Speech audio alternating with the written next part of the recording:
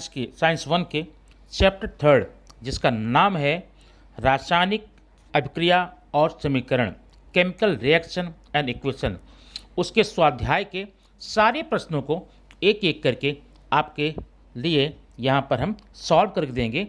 आपको उसे प्रैक्टिस करके कंफर्म करना है, तैयार करना है और एग्ज़ाम में अच्छे नंबर लाने हैं। ठीक है। क्वेश्चन नंबर वन है, दिए गए उचित पर्याय चुनकर रिक्त स्थान भरिए। नीचे पर्याय दिए गए हैं: ऑक्सीकरण, विघटन, विस्थापन, विद्युत अपघटन, अपचयन, जस्ता, तांबा युग्म विस्थापन। नीचे जितने भी दिए गए क्वेश्चन, उन सब क्वेश्चन को मिलाकर 5 हैं और ऑप्शन आपके लिए कितने हैं? 1 2 3 4 5 6 7 8 ऑप्शन हैं और क्वेश्चन 5 हैं। मतलब इनमें से किसी 3 को छोड़ना होगा। अब किसको छोड़ना है, किसको पकड़ना है, आप इस क्वेश्चन में देखिए। क्वेश्चन क्या है? Choose the correct option from the bracket and explain the statement giving reason. और आपको भरने के साथ साथ एक्सप्लेन भी करना है, रीजन भी देना है। ओके। क्वेश्चन नंबर 1 है यहाँ पर। ऑप्शन क्या क्या है? Oxidation, displacement, electrolysis, reduction, zinc, copper, double displacement and decomposition. Question number 1, लोहे के पतरे पर जंग न लगे इसलिए उस पर धातु का लेपन किया जाता है। यहाँ पर डैश है, उसमें भरना है। तो इस धातु में आगे लोहे पर जंग को रोकने के लिए उस पर एक धातु होती है। वो धातु कौन से जानते हैं? जस्ता। वो धातु जस्ता है। और साथ साथ एक चीज़ यह भी याद रखिए, जस्ते के लगाने को हम जस्तीकरण भी कहते हैं। अगर कभी आपको ये क्वेश्चन थोड़ा पैटर्न चेंज करके आ जाए, लोहे के पतरे पर जंग न लगे इसलिए उस पर जस्ता लगाते हैं, इस क्रिया को क्या कहते हैं? जस्तीकरण कहते हैं। अब क्वेश्चन क्या है? To prevent rusting a layer of dash metal is applied on iron sheet. जहाँ पर डैश है वहाँ पर क्या करेंगे? जिंक। जिंक समझ रहे हैं ना? जिंक आप यहाँ पर लिख देंगे। एक्सप्लेन क्या करेंगे? एक्सप्लेन ये करेंगे, galvanization is method to prevent rusting. मतलब लोहे को जंग से बचाने के लिए जो उस पर जिंक लगाया जाता है, जिंक की लेप की जाती है, उसको हम गैल्वेनाइजेशन कहते हैं। तो नाम याद रखना। इस एक क्वेश्चन में 2 क्वेश्चन छिपे हुए हैं। क्वेश्चन नंबर मानी सेकंड क्या है? The conversion of ferrous sulphate to ferric sulphate is dash reaction. माने फेरस सल्फेट का फेरिक सल्फेट में रूपांतरण होने की क्रिया को क्या कहते हैं? कौन से प्रकार की अभिक्रिया है? पहले से समझ लेते हैं। फेरस क्या होता है और फेरिक क्या होता है।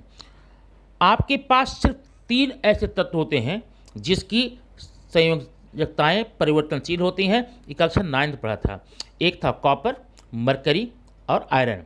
कॉपर को हम बोलते हैं क्यूप्रस क्यूप्रिक, मरकरी को मर्क्यूरस मर्क्यूरिक और आयरन को फेरस फेरिक। तो फेरस में एक वैलेंसी कम होती है फेरिक की तुलना में। मतलब ये फेरस से फेरिक बन रहा है, मतलब इसमें ऑक्सीजन बढ़ रहा है। तो ऑक्सीजन बढ़ने को क्या कहते हैं? माने ऑक्सीजन जुड़ने को क्या कहते हैं? ऑक्सीडेशन। माने फेरस सल्फेट को फेरिक सल्फेट के रूप में रूपांतरित होने की क्रिया को हम कहते हैं ऑक्सीकरण। और आप क्या बोलेंगे? The conversion of ferrous sulphate to ferric sulphate is oxidation reaction. अब ये होता कैसे, एक्सप्लेन कैसे करेंगे, मैं आपको यहाँ दे देता हूँ। देखिए, यह है FeSO4, FeSO4, यह है फेरस सल्फेट। ठीक है। और जब इसमें रासायनिक अभिक्रिया होगी तो ये बनेगा Fe2SO4 थ्राइस। अब देखना ध्यान से, यहाँ थ्राइस है, थ्राइस नीचे है। यहाँ पर इसकी वैलेंसी 2 है, किसकी? फेरस की। और फेरिक की वैलेंसी, फेरस की कितनी है? 3 है।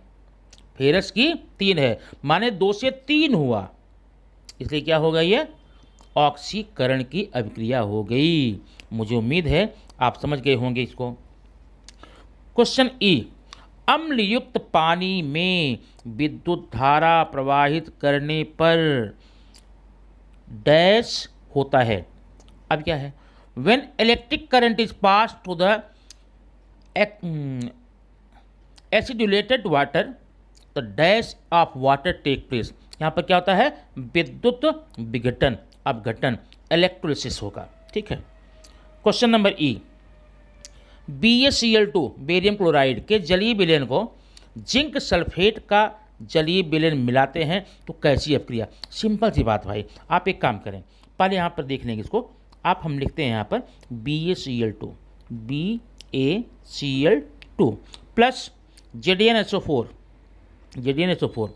अब जब रासायनिक अपक्रिया होगी तो होगा क्या जानते हैं, इसका जो बेरियम है वो जिंक की जगह पर जाएगा, जिंक बेरियम की जगह पर जाएगा। तो कौन सी अपक्रिया हुई, इस अपक्रिया का नाम क्या बोलेंगे।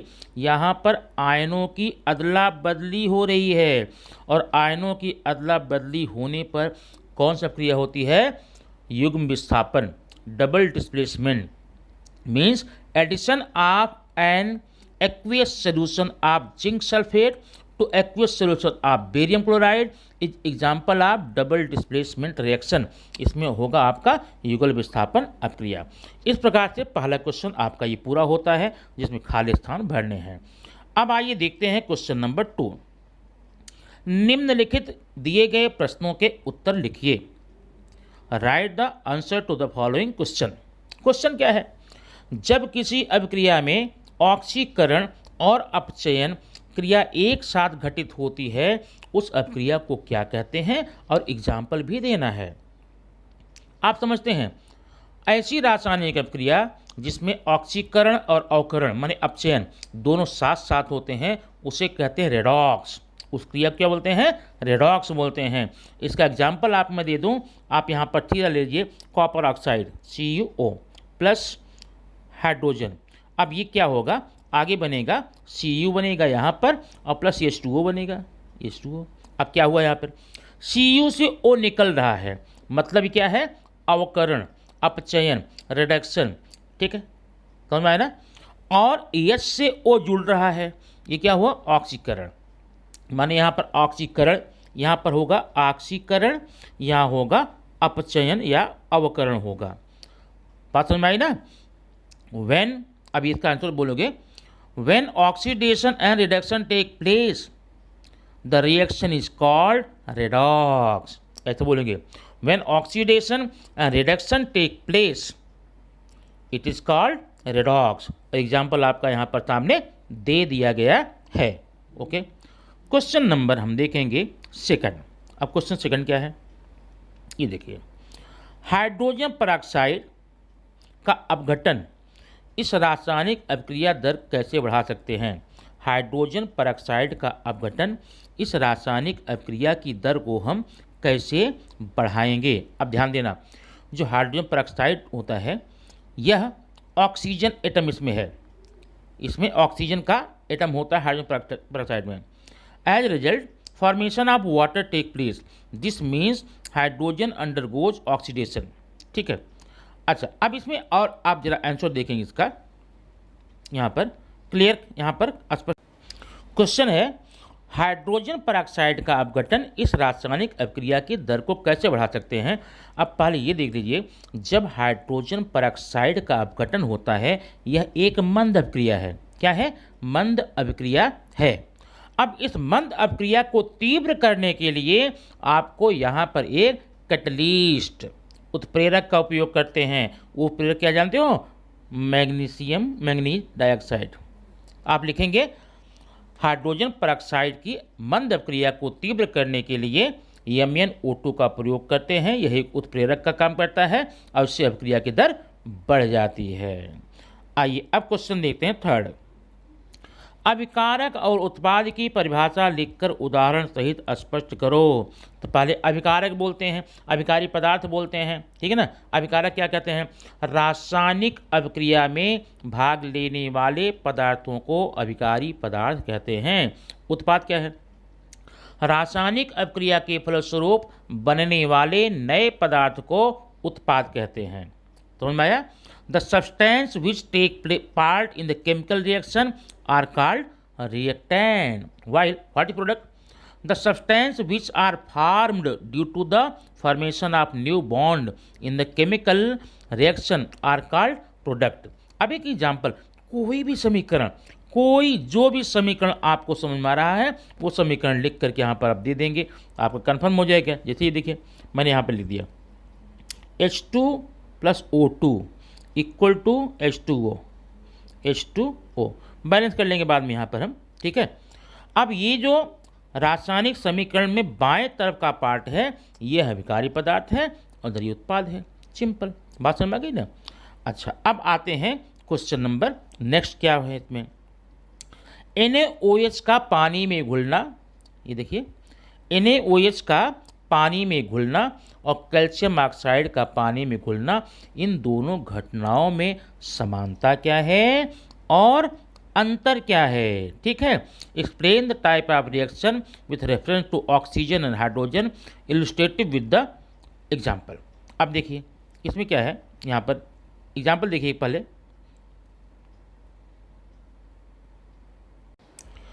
ये है आपका एग्जाम्पल और समीकरण। NaOH का पानी में घुलना और CaO का पानी में घुलना, इन दोनों घटनाओं में आपको समानता बतानी है और अंतर लिखना है। अब समीकरण देखिए, जब NaOH सोडियम हाइड्रोक्साइड पानी में घुलता है तो यहाँ पर होता है अपघटन की अभिक्रिया और बनता क्या है, सोडियम आयन और हाइड्रोक्सिल आयन यहाँ पर निर्माण होता है, ठीक है। जबकि जब कैल्शियम ऑक्साइड, नीचे देखिए कैल्शियम ऑक्साइड और H2O, जब ये कैल्शियम ऑक्साइड पानी में घुलता है तब आयन नहीं बनते, अपघटन नहीं होता, विघटन नहीं होता, बल्कि कैल्शियम हाइड्रोक्साइड नामक एक कंपाउंड बनता है, यौगिक बनता है। और यहाँ पर H लिखा ना, H माने हीट, यहाँ से ऊष्मा निष्कासित होती है। ये तो आपने समीकरण देखा। अब समानता क्या आप बताएंगे, पहले आप दो कॉलम बनाएंगे थे, यहाँ देखो दो कॉलम, यहाँ लिखें NaOH और यहाँ पर CaO। NaOH में लिखेंगे जब ठोस NaOH पानी में घुलता है तो इसमें से क्या होता है, हीट इज रिलीज, इसमें से निकलती है हीट निकलती है। This mean is the exothermic reaction. और when CaO is dissolve in the water, heat is given away, heat निकलती है। अंतर क्या है, अंतर ये है जब NaOH पानी में घुलता है तो आयन का निर्माण होता है, जबकि जब CaO पानी में घुलता है तो कंपाउंड का निर्माण होता है। Means when NaOH is dissolve in the water, dissociate in the Na and OH ions, while when CaO calcium oxide does not make any ions, it form compound calcium hydroxide। ये प्रश्न आपका रहा अंतर और समानता के रूप में, ठीक है। आप समझ गए होंगे। समीकरण याद रखना, सीधी बात है, जब NaOH पानी में घुलता है तो क्या होता है, सोडियम और हाइड्रोक्सिल का आयन बनता है, जबकि जब कैल्शियम ऑक्साइड पानी में घुलता है तो कैल्शियम हाइड्रोक्साइड का कंपाउंड यौगिक बनता है और इसमें से हीट बाहर निकलती है, ठीक है। अब ये आपका क्वेश्चन रहा। क्वेश्चन थर्ड, निम्नलिखित की परिभाषा लिखकर स्पष्ट करो। Write the definition of given as below. पहला है ऊष्माग्राही अभिक्रिया, एंडोथर्मिक रिएक्शन। इसकी परिभाषा आप जानते हो कि मैं रिपीट करता हूँ। ऐसी रासायनिक अभिक्रिया जिसमें ऊष्मा ग्रहण की जाती है उसे कहते हैं ऊष्माग्राही अभिक्रिया। The chemical reaction in which the heat is absorbed is called endothermic reaction. अब आपको अगर एग्जाम्पल इसका देना हो तो आप एग्जाम्पल एक दे लीजिए। जैसे यहाँ पर ये देखिए, मैं समीकरण यहाँ बनाता हूँ।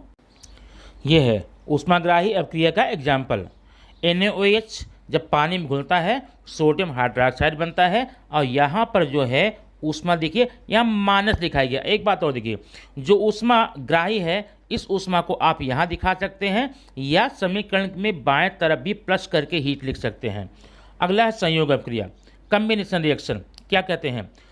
ऐसी रासायनिक अभिक्रिया जिसमें दो या दो से अधिक अभिकारी पदार्थ मिल करके एक उत्पाद बनाते हैं उसे हम संयोग अभिक्रिया कहते हैं। The chemical reaction in which two or more than two reactants make single product it is called combination reaction. अब इसका एग्जाम्पल जो है यहाँ मैंने लिखा है ना, ये भी ले सकते हैं, या Fe plus S equal to Fe कर सकते हैं। ढेर सारे एग्जाम्पल हैं, एग्जाम्पल एक याद रखिए। अब अगला है संतुलित समीकरण किसे कहते हैं?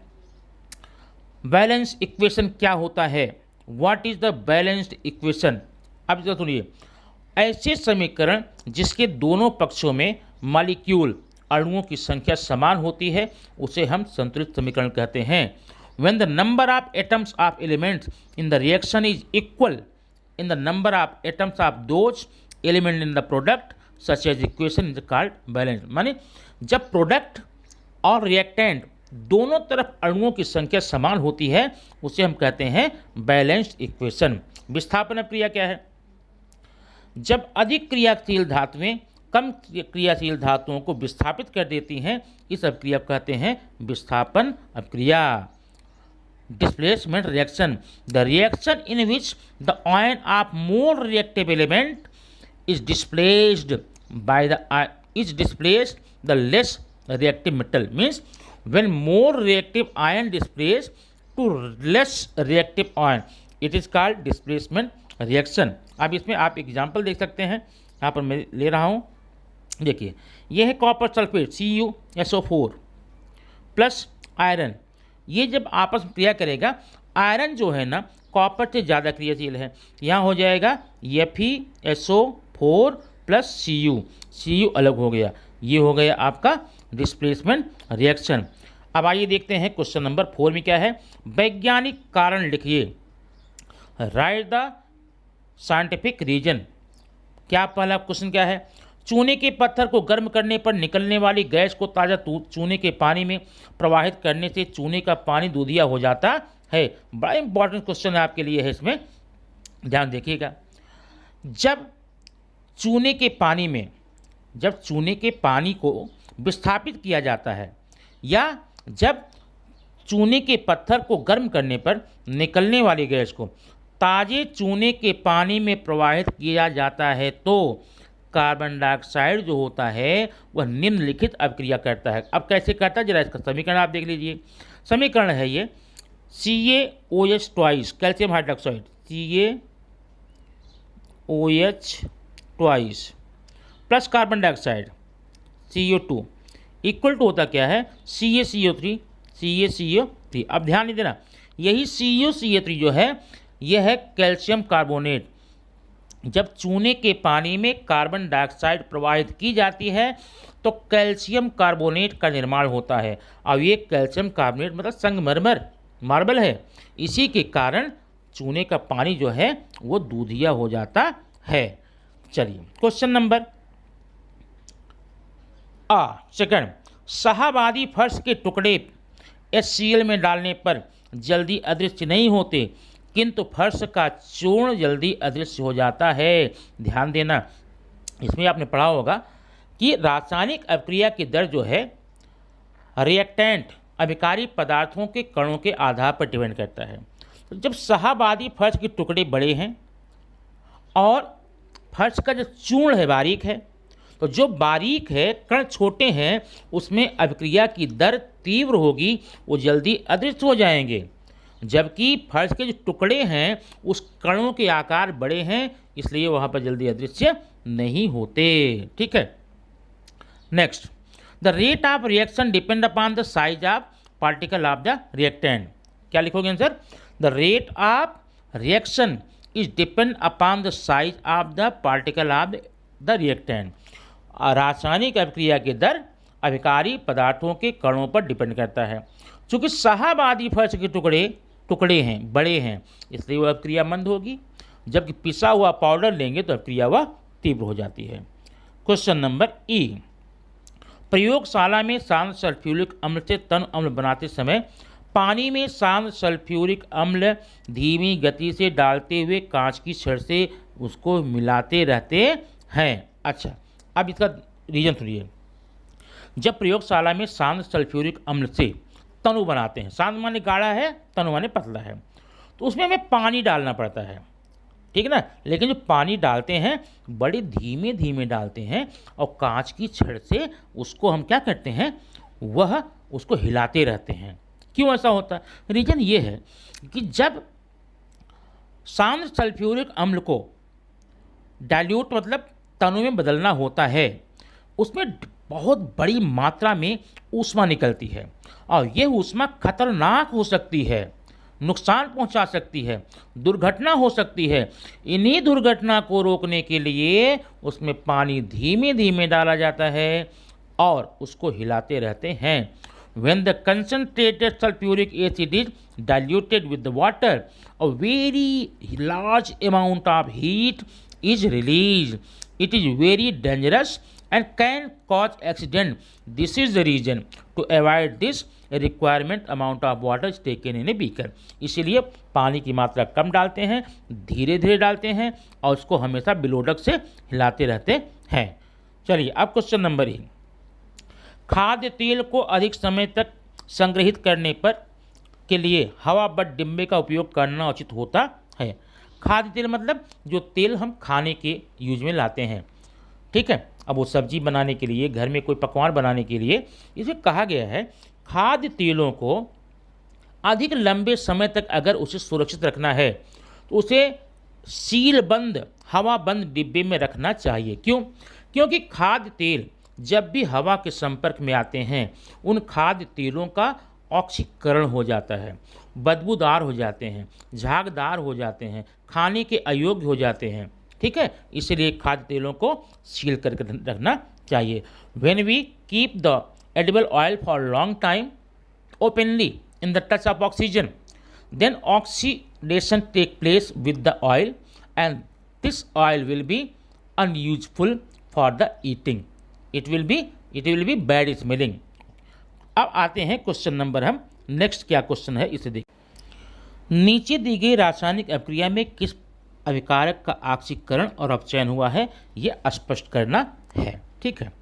अब जरा देखिए यहाँ पर पहले में Fe+S इक्वल टू FeS। अब यहाँ आयरन जो है, आयरन इलेक्ट्रॉनों का त्याग करता है, क्योंकि धातु है ना, इलेक्ट्रॉनों का त्याग करता है। इलेक्ट्रॉन का त्याग करने के कारण हम ये बोल सकते हैं आयरन का ऑक्सीकरण होता है, ठीक है, जबकि सल्फर का रिडक्शन हो जाएगा। दूसरा देखिए 2Ag2O इक्वल टू 4Ag+O2। अब यहाँ पर यह सिल्वर ऑक्साइड है, इसमें से ऑक्सीजन, अभी देखिए यहाँ पर ऑक्सीजन यहाँ निकल रहा है, ये ऑक्सीजन का लॉस हो रहा है यहाँ पर, ठीक है। तो इसका हो गया अवकरण, रिडक्शन हो गया। नीचे देखिए यहाँ Mg है, मैग्नीशियम है, ऑक्सीजन है, ये मैग्नीशियम से ऑक्सीजन जुड़ रही है, इसे क्या कहेंगे? ऑक्सीकरण। आप परिभाषा जानते होंगे, ऑक्सीकरण वह अपक्रिया प्रक्रिया है जिसमें ऑक्सीजन जुड़ रही है। अगला है निकल ऑक्साइड और H2 है, निकल में से ऑक्सीजन रिड्यूस हो रहा है, निकल रहा है, इसलिए निकल का यहाँ पर अवकरण हुआ है, रिडक्शन हुआ है, जबकि हाइड्रोजन में ऑक्सीजन जुड़ रही है, इसलिए इसका ऑक्सीकरण हो गया है। ये हो गई आपकी अपक्रिया। अब जरा यहाँ पर देखिए, नीचे आपका क्वेश्चन है, नीचे दिए गए रासायनिक समीकरण विविध सोपानों में संतुलित कीजिए। अब ध्यान देना, समीकरण को संतुलित करने के लिए विविध सोपान चाहिए, वो सोपान इस वीडियो में पॉसिबल नहीं है, इसके लिए मैं आपको बोर्ड पर बता के दूंगा, ठीक है। नेक्स्ट है, इसमें ऊष्माग्राही ऊष्मा उन्मोची अपक्रिया बताइए। सिंपल सी बात है, एक्सोथर्मिक एंडोथर्मिक। अब यहाँ पर आप देख दीजिए, अगर ऊष्मा इस एरो के ऊपर लिखी जाए या बाएं तरफ यहीं प्लस करके लिखी जाए तब तो आप बोलना ऊष्माग्राही, और अगर ऊष्मा राइट हैंड साइड में लिखी जाए बोलना ऊष्मा उन्मोची। देखिए तो पहला क्या हो गया, ये ऊष्मा उन्मोची हो गया, एक्सोथर्मिक, ऊष्मा निकल रही है, जबकि दूसरे में ऊष्मा यहाँ ग्रहण की जा रही है, ये हो गया ऊष्माग्राही एंडोथर्मिक। तीसरे में ऊष्मा उन्मोची एक्सोथर्मिक, चौथे में ऊष्माग्राही एंडोथर्मिक। ये आपकी हो गई पहचान, हो गई यहाँ पर अब जरा हम आगे देखते हैं क्या है, जोड़ियाँ मिलानी है तो सिंपल सी है। अब बताइए यहाँ पर सिंपल सी बात है, यह बेरियम क्लोराइड और जिंक सल्फेट आपस में क्रिया करते हैं, तो आप यहाँ पर मिलाइए ना, जोड़ियाँ कहाँ मिल रही हैं। इसका देखिए आपको यह है बेरियम सल्फेट और जिंक क्लोराइड, ठीक है। अब ये कौन सा क्रिया है, यहाँ का बेरियम, यहाँ जड़ियन जब माने आयन की अदला बदली हो रही है, एक्सचेंजिंग ऑफ आयन हो रहा है, तो क्या होगा, ये होगा डबल डिस्प्लेसमेंट। अब डबल डिस्प्लेसमेंट आप यहाँ पर देखिए, यहाँ पर ये युग्म विस्थापन डबल डिस्प्लेसमेंट होगा। क्वेश्चन नंबर 2 देखिए, 2AgCl है। अब यहाँ देखिए AgCl कहाँ हुआ आया है, यहाँ देखिए 2AgCl यह अभिकारी पदार्थ है, रिएक्टेंट है। यहाँ 2 उत्पाद बने, और ऐसी रासायनिक अभिक्रिया जिसमें एक अभिकारी पदार्थ से 2 या 2 से अधिक उत्पाद बनते हैं उनको बोलते हैं विच्छेदन अभिक्रिया, displacement reaction, sorry decomposition reaction. अब ये कहाँ है, ये देखिए कहाँ, अपघटन ये है ना, अपघटन का ये है उधर। थर्ड देखिए कॉपर सल्फेट Fe। अब कॉपर सल्फेट में से कॉपर को यफिन विस्थापित कर दिया, ये अभिक्रिया कहाँ, ये देखो यहाँ दिख रही है, यहाँ मैं बता दूँ यहाँ है, और ये कौन सा क्रिया है, विस्थापन है।